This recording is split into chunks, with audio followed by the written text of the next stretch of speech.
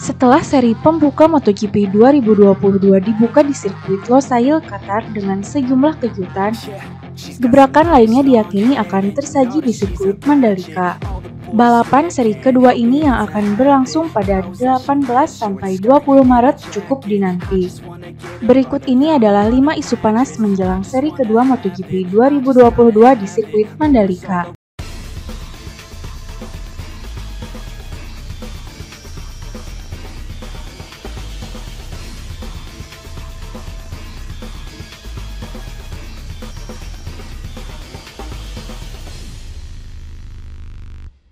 1.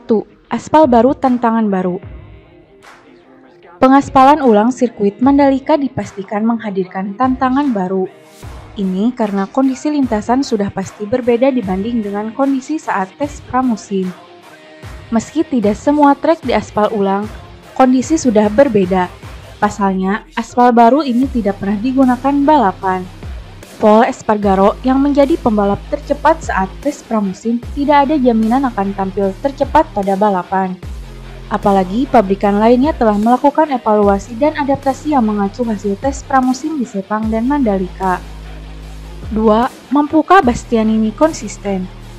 Kejutan Enea Bastianini dari Gresini Racing yang meraih podium pertama di sirkuit Losail akan diuji.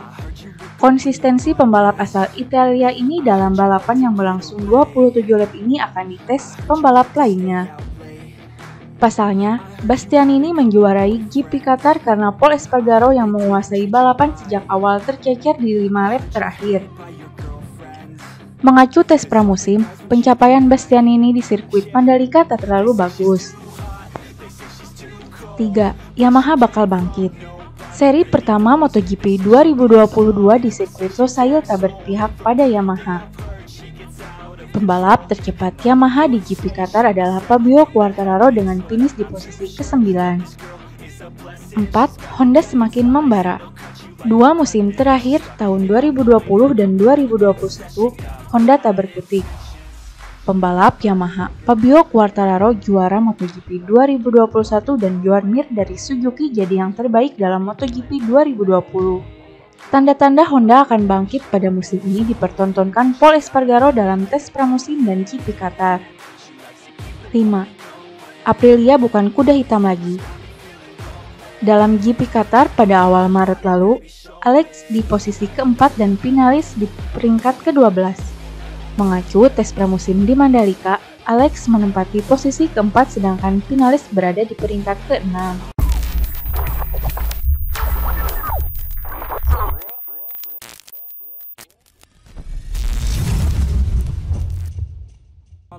Enea Bastianini cukup mengejutkan dengan menjadi pemenang di putaran pertama MotoGP 2022 di Qatar. Pembalap Gresini Racing Ducati yang merupakan tim satelit Ducati tersebut berhasil mempencudangi para pembalap tim pabrikan. Namun, menghadapi MotoGP Indonesia 2022 untuk putaran kedua di sirkuit Mandalika, pembalap asal Italia ini justru tidak terlalu percaya diri. Berdasarkan tes pramusim di Mandalika beberapa waktu lalu, torehan waktu dan posisi Bastianini memang tidak spesial. Dari seluruh rangkaian tes, dirinya hanya mampu bercokol di posisi ke-13. Masih ditambah dengan pengaspalan ulang, event di Mandalika semakin sulit diprediksi. Saya yakin tidak mudah untuk mengulang kejayaan di Qatar kemarin. Saat tes di Mandalika, kita punya pace yang bagus walaupun hasilnya kurang maksimal. Tapi, bagaimanapun juga, saya khususnya benar-benar tidak tahu apa yang terjadi setelah pengaspalan ulang. Penggunaan ban juga akan berbeda antara tes dengan balapan. Itulah mengapa kita cuma bisa menunggu saja sampai kami tiba dan coba lintasan. Ungkap pembalap berusia 24 tahun tersebut.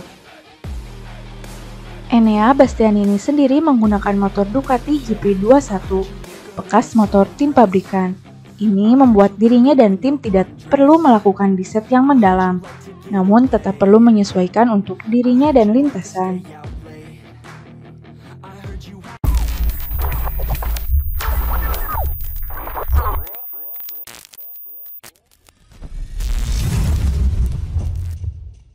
Pembalap Repsol Honda Marc Marquez mulai mewaspadai rekan setimnya Pol Espargaro.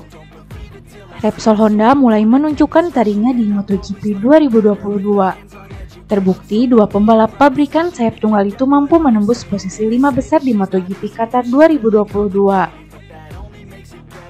Pol Espargaro yang menjalani musim keduanya bersama Honda sukses naik podium ketiga.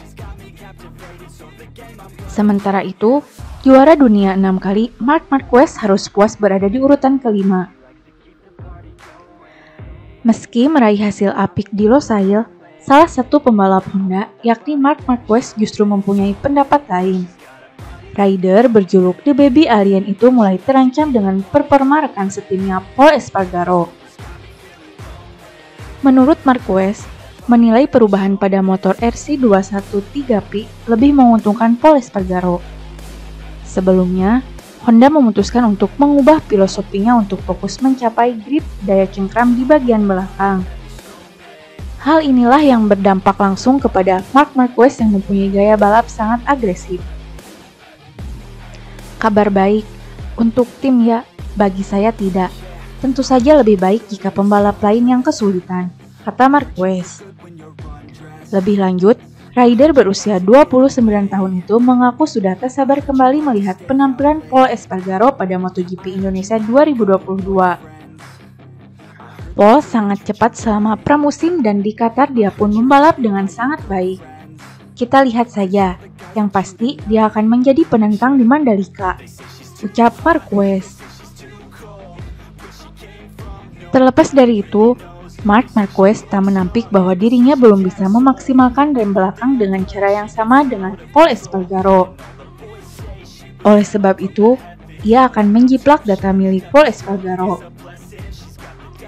Saya belum memeriksa datanya, namun dia berkendara lebih baik dari saya di Qatar. Dia tampaknya melakukan pekerjaan yang baik untuk memperlambat motor di tikungan, menggunakan banyak rem belakang. Sejak mendapat motor ini, dia berkendara dengan sangat baik. Di Malaysia, di Mandalika, di Qatar. Tentu menyenangkan punya referensi bagus di garasi, pungkas Marquez. Seri kedua MotoGP 2022 itu akan berlangsung Minggu 20 Maret 2022 di sirkuit Mandalika.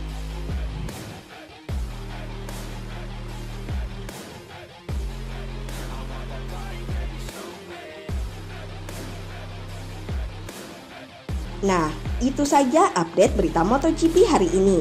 Jangan lupa tonton juga video terbaru dari kami yang ada di sebelah kiri Anda dan video paling banyak ditonton di sebelah kanan Anda.